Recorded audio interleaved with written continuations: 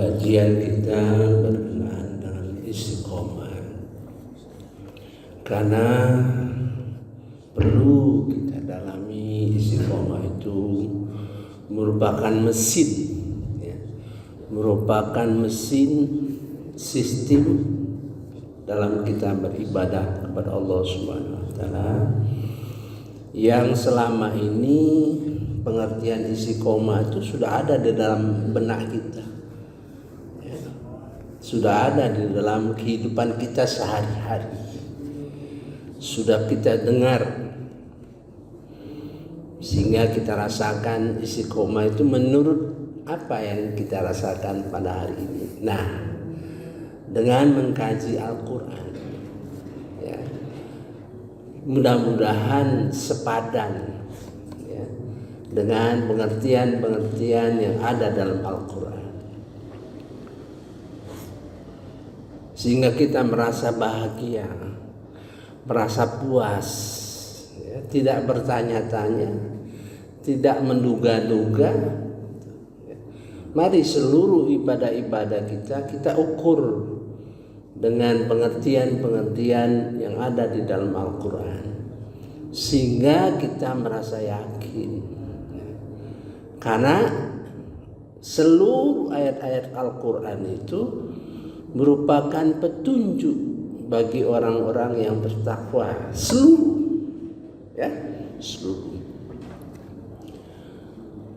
Dzalikal kitabul la raiba fihi hudal lil muttaqin. Inilah kitab yang tidak ada ragu lagi di dalamnya, petunjuk bagi orang yang muttaqin. Artinya seluruh ayat-ayat Quran. Apakah kita mampu secara bertahap mengolah ayat-ayat Al-Quran itu yang semula merupakan berita, bukan peringatan, bisa diolah menjadi petunjuk. Oleh sebab itu kita terus mengkaji, walaupun mungkin berat, tapi mudah-mudahan dengan rahmat Allah Subhanahu wa Ta'ala jadi ringan, jadi mudah, jadi terbuka hati. Mari kita sudah selesaikan 3 ayat di dalam Al-Quran yang merupakan luang lingkup istiqomah. Sudah selesai 3 ayat. Masih ada 3 ayat lagi. Nah, ayat keempat sudah kita mulai pada Asy-Syura ayat 15. A'udzu billahi minasyaitonir rajim. Bismillahirrahmanirrahim. Fadzalika fad'u. Karena itu artinya terkait dengan ayat di atas, serulah mereka beriman, tetap beriman dan berdakwah. Kita sudah sepakat kalau ada ayat berkenaan dengan istiqomah, kita sebut saja istiqomah.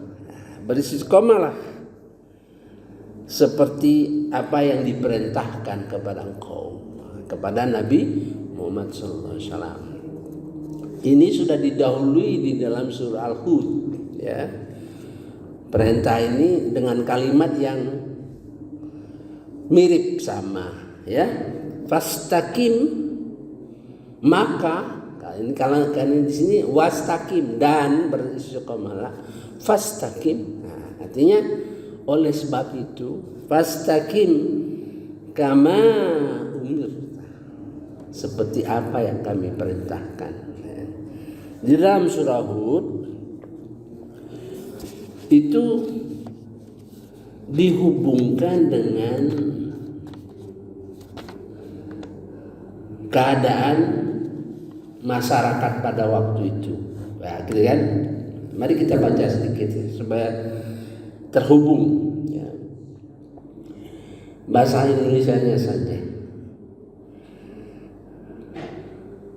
Dan sungguh kami telah memberikan kitab Taurat kepada Musa, lalu diperselisihkan. Begitu datang surat Taurat kepada Musa, selisih ya. Dan kami tidak ada ketetapan yang terdahulu dari Tuhan.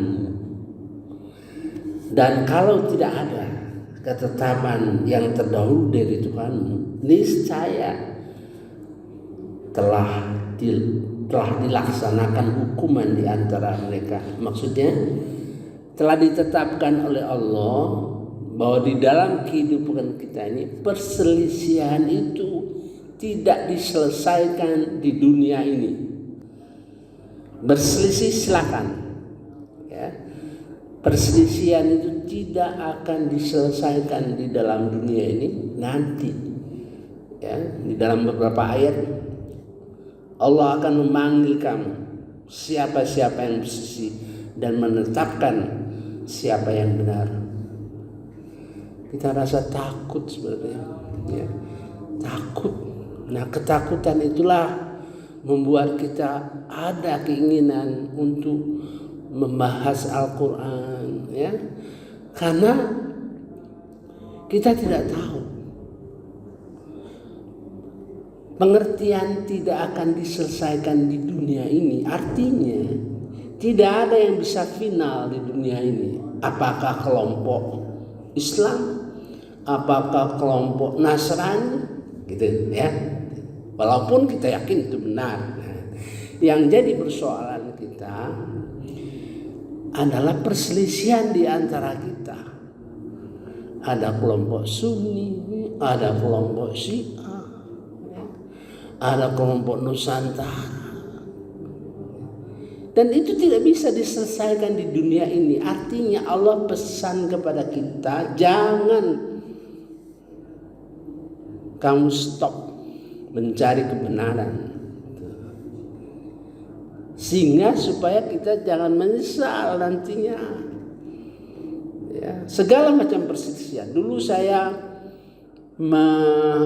bertanya-tanya, selisihan yang bagaimana? Setelah mendapat penjelasan dalam hadis Arba'in ya, di dalam itu yang menceritakan masalah berbuat baik itu senyum ya, dan akan ada perselisihan. Itu menunjukkan di situ ada segala perselisihan ya, segala perselisihan. Kalau ke Al-Quran ini lebih berat pada perselisihan antar agama ya, walaupun ada pesan sedikit perselisihan antara kita ya. Karena memang pada waktu diturunkan ya, Rasulullah SAW menghadapi perselisihan dengan Nasrani dan Yahudi ya. Sungguh mereka, maksudnya orang kafir Mekah, benar-benar dalam kebimbangan dan keraguan terhadap Al-Quran. Ini pesan ya, jangan bimbang, jangan ragu terhadap Al-Quran gitu.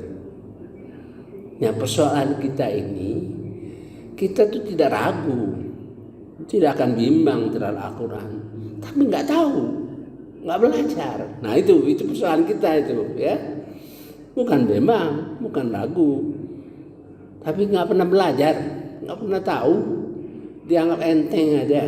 Ya. Saya sudah menceritakan, ya, Al-Quran itu dibaca dalam 4 tingkat. Ya. Pertama, Quranan, baca Al-Quran sesuai dengan tajwid, sesuai dengan iramanya. Katakan irama merupakan bagian daripada keindahan Al-Quran. Makhraj huruf, ibtida, waqaf, ya, tajwidnya. A'udzu billahi minasyaitonir rajim. Bismillahirrahmanirrahim. Alif lam mim. Dzalikal kitabu la raiba fihi hudan lil muttaqin. Nah, itu dalam tingkat namanya Qur'anan. Kalau kita mengerti arti kata-katanya, paham maksudnya, itu alif lam mim, dzalikal kitabu la raiba fihi hudal lil muttaqin. Inilah kitab, itulah kitab yang di dalamnya tidak ada keraguan lagi, petunjuk bagi orang yang muttaqin. Itu tilawatan, ya.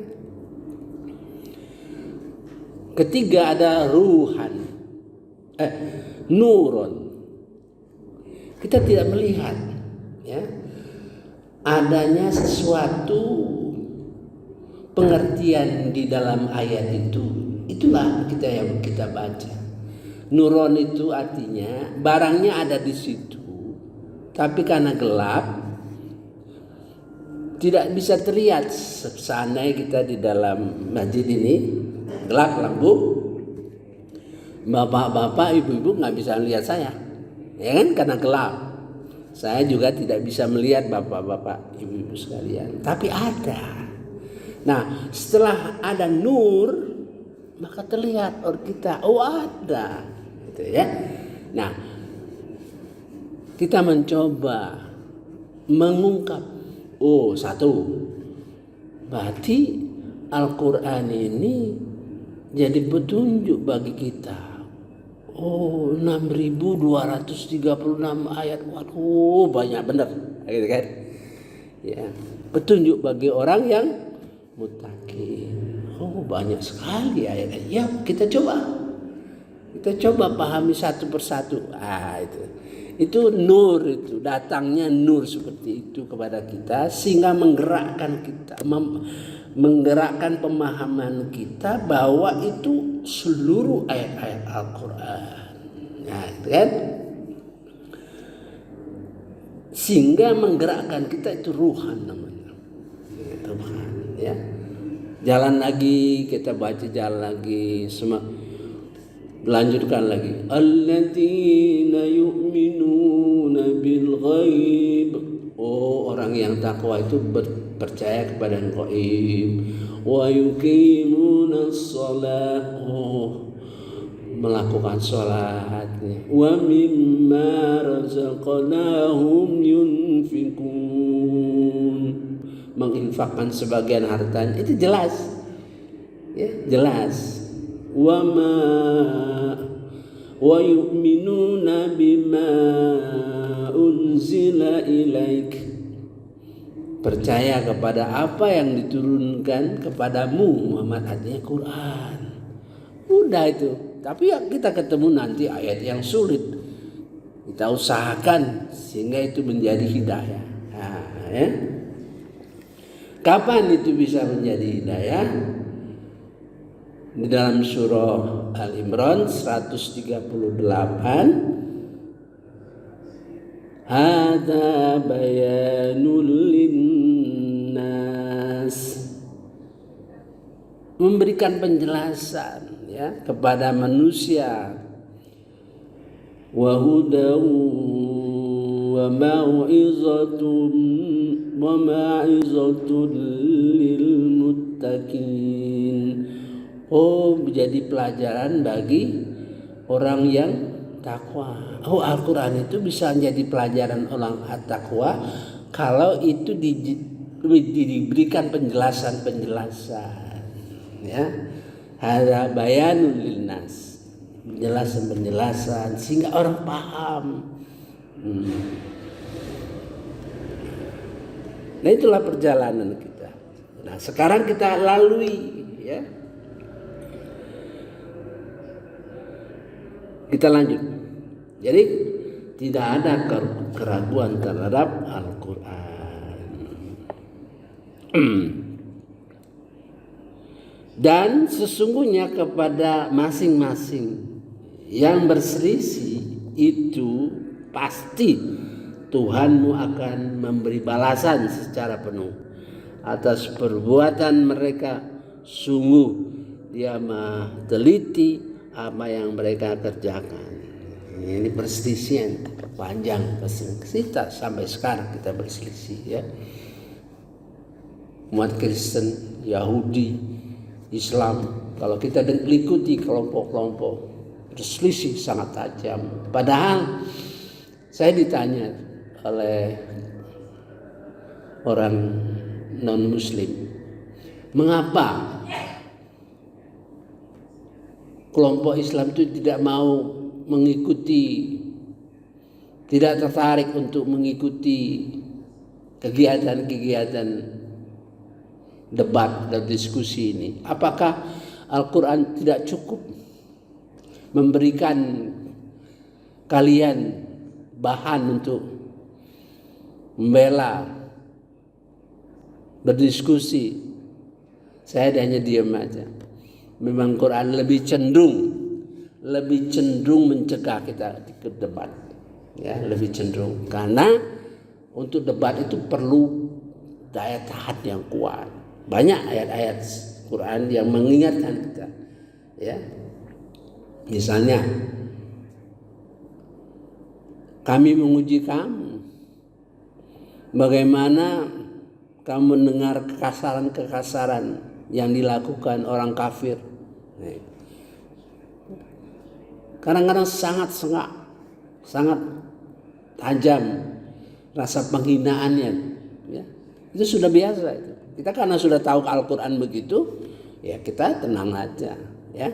Sebenarnya Quran memberikan kita pengetahuan mengenai non-Muslim itu untuk memberikan daya tahan kita, ya, daya tahan kita. Diberitahu bahwa mereka itu sebetulnya gelisah, ya. Kalau kita tidak gelisah, ya. Kalau terjadi perdebat, saya bilang lakum dinukum waliyadin. Agamamu, agamaku. Mereka bilang itu sudah dibatalkan ayat itu katanya. Ya, mudah-mudahan bagi teman-teman mu'alaf yang berjuang, ya, betul-betul mereka berjuang untuk mengislamkan, memahamkan keislaman kepada kelompok-kelompoknya, karena mereka paham bahwa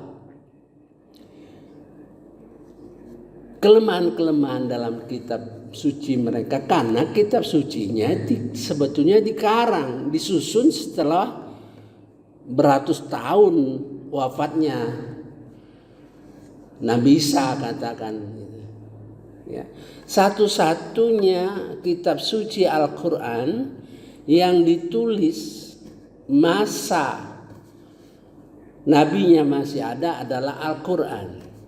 Nah, maka mereka sekarang ada suatu gerakan untuk percaya kepada suatu agama apabila kitab sucinya ditulis ketika nabinya masih hidup.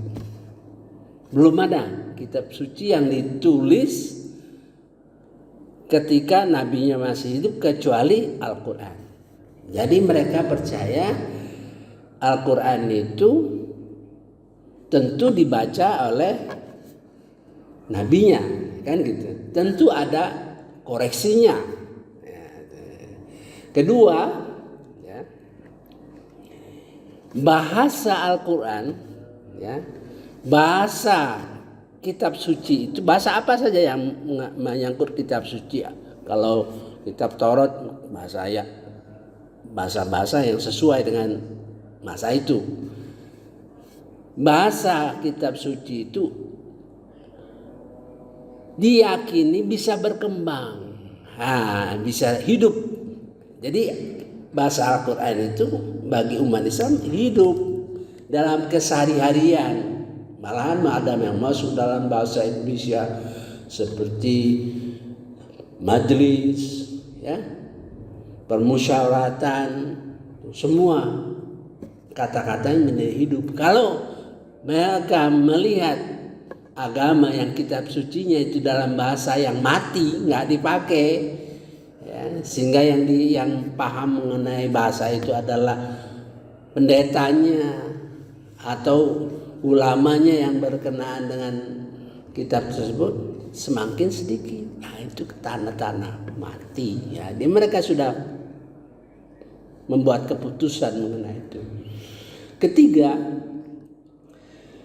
apa yang dikabarkan dalam isi kitab itu ya, sesuatu yang hidup mengenai alam semesta gitu, mengenai ajaran-ajaran yang hidup, itu merupakan satu keunggulan, satu Al-Quran satu-satunya kitab suci yang ditulis ketika Nabi Muhammad masih hidup ya. Kedua, bahasa Al-Quran bahasa yang hidup dan berkembang. Sebaliknya, kitab-kitab lainnya bahasanya itu mulai mati. Saya kira sudah kita gambarkan ya. Ini pertentangan ini bukan main. Maka saya berkomunikasi dengan teman-teman mu'alaf ya. Kita sambil itu kita memberikan masukan kepada beliau ketika jawaban mereka sadar bahwa inilah bidang-bidang yang dia bisa kuasai dan bisa didakwakan gitu ya. Nah, mereka hanya mampu seperti itu. Kita bagi tugas katanya ya.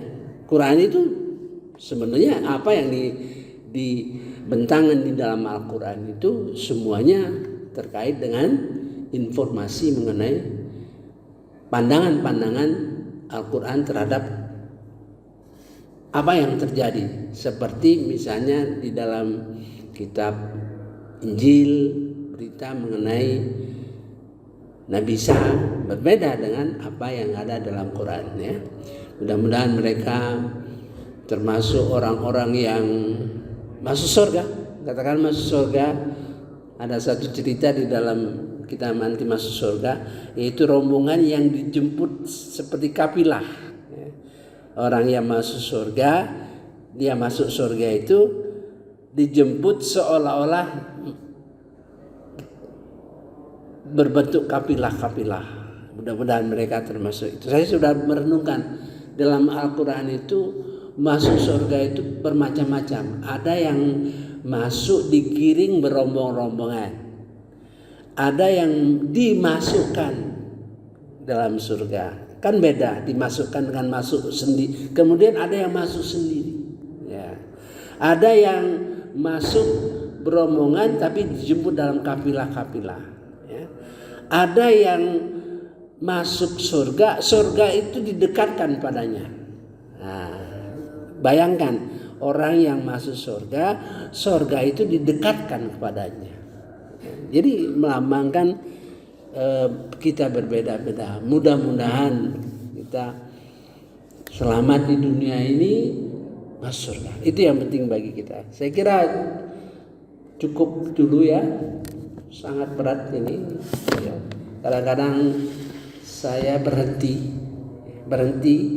tidak ada keinginan, tidak ada kemauan untuk memberikan tausiah subuh, walaupun saya ada.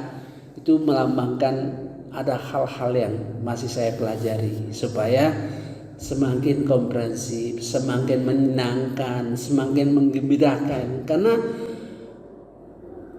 pesan Al-Quran, ya, pesan Al-Quran merupakan ukuran kita terhadap Al-Quran, bagaimana perasaan kita, gitu, ya. Dalam surah Yunus, A'udzubillahi minasyaitonirrajim. Bismillahirrahmanirrahim. Saya lupa ayatnya 58, surah Yunus 58 ya. 57 itu mengenai Al-Qur'an sendiri ya, mengenai Al-Qur'an itu merupakan obat hati ya dan petunjuk bagi orang mukmin. Nah, dalam 58-nya A'udzubillahi minasyaitonirrajim. Bismillahirrahmanirrahim. Qul bi fadlillah wa bi rahmatihi wa bizalika falyafrahu, itu. Dengan karunia Allah dan rahmatnya, dan dengan itu semua ya bergembiralah kamu, bergembiralah dalam memperoleh ajaran-ajaran Quran. Nah, itu merupakan evaluasi terhadap diri kita. Apakah ada kegembiraan kita dalam menerima berita-berita dari Al-Quran dan sebagainya. Huwa khairan mimma yajma'un. Itu semua lebih baik dari segala yang kamu kumpulkan. Nah, jadi perasaan gembira itu karena kurnia Allah dan karena rahmatnya ya, membuat kita gembira. Dan itu lebih baik dari semua apa yang kamu dikumpulkan. Nah, subhanakallahumma wa bihamdika asyhadu an la ilaha illa anta astaghfiruka wa atubu ilaik. Wallahu a'lam. Wassalamualaikum warahmatullahi wabarakatuh. Alhamdulillah.